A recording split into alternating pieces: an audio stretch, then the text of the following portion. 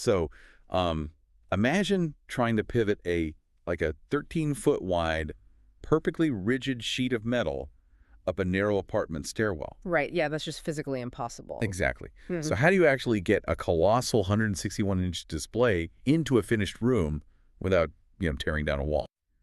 That's our mission for today's deep dive, decoding the engineering behind the Draper 254223 profile plus fixed frame screen. Yeah, and I mean, colossal really isn't an overstatement here. You're dealing with 79 by 140 inches of pure viewing space. It's massive. Right. Getting something that big through a standard doorway, it's basically the ultimate ship-in-a-bottle problem for AV installers. Okay, let's unpack this ship in a bottle idea.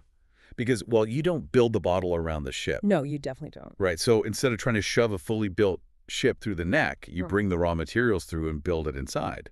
How does Draper actually execute that without the final product turning into a flimsy mess?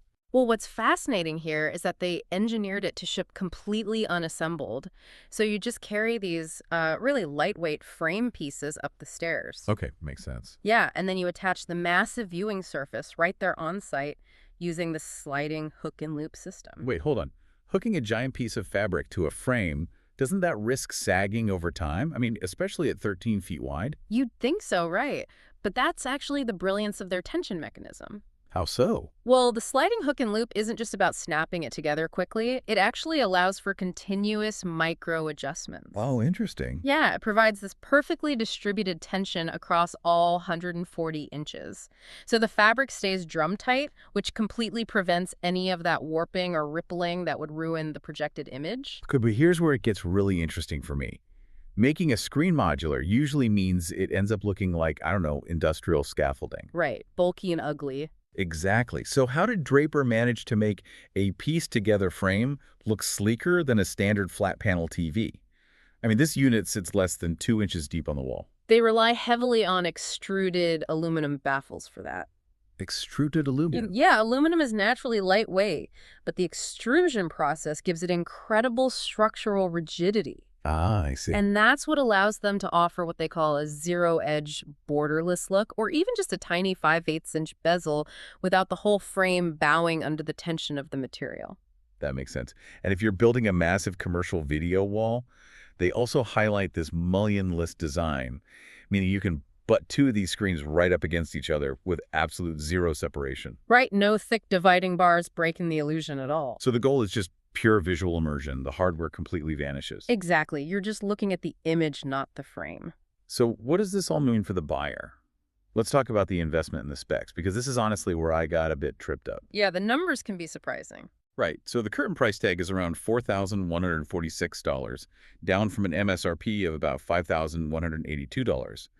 And for that premium, the core specs list a 16.9 HDTV format, a gray XH600V surface with a 0.6 gain, and, 1080p resolution support. Uh-huh. Wait a minute. A 161-inch screen, and we're talking 1080p. At that massive size, wouldn't a 1080p image look incredibly soft? Why drop $4,000 on a screen that isn't boasting like 4K or 8K specs? I know, it sounds totally counterintuitive. But remember, we are dealing with a physical projection surface here, not digital pixels on a TV. Oh, right. Yeah, so when a fabric lists 1080p support, it just means the physical texture of the material is fine enough to resolve that specific pixel grid without introducing visual artifacts. Ah, okay. That makes way more sense. But the real reason you're investing $4,000 isn't the resolution cap anyway. It's the optical engineering of the surface itself, specifically that gray XH600V material. Right, the 0.6 gain, meaning it's intentionally absorbing light instead of reflecting all of it. Exactly. A 0.6 gain means the screen only reflects 60% of the light hitting it. Which sounds bad at first. Right. But if you're putting this massive screen in a room with ambient light, like a corporate boardroom or a living room with big windows, a standard white screen would wash out completely. It would just look milky and faded. Exactly.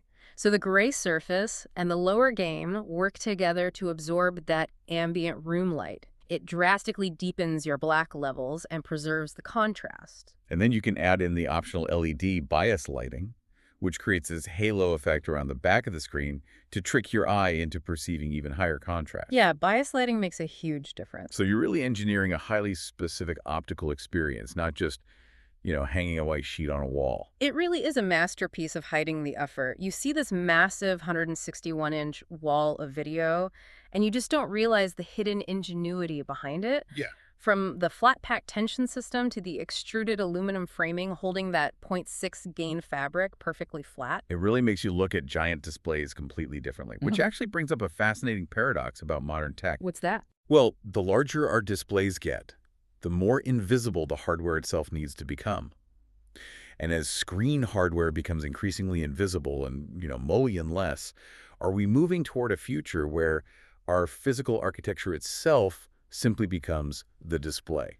Wow, that's a wild thought. Like the walls of the room literally become the ship, so to speak. We are definitely engineering the borders right out of existence, yeah. Something for you to ponder next time you're standing in front of a giant seamless screen. Thanks for joining us on this deep dive.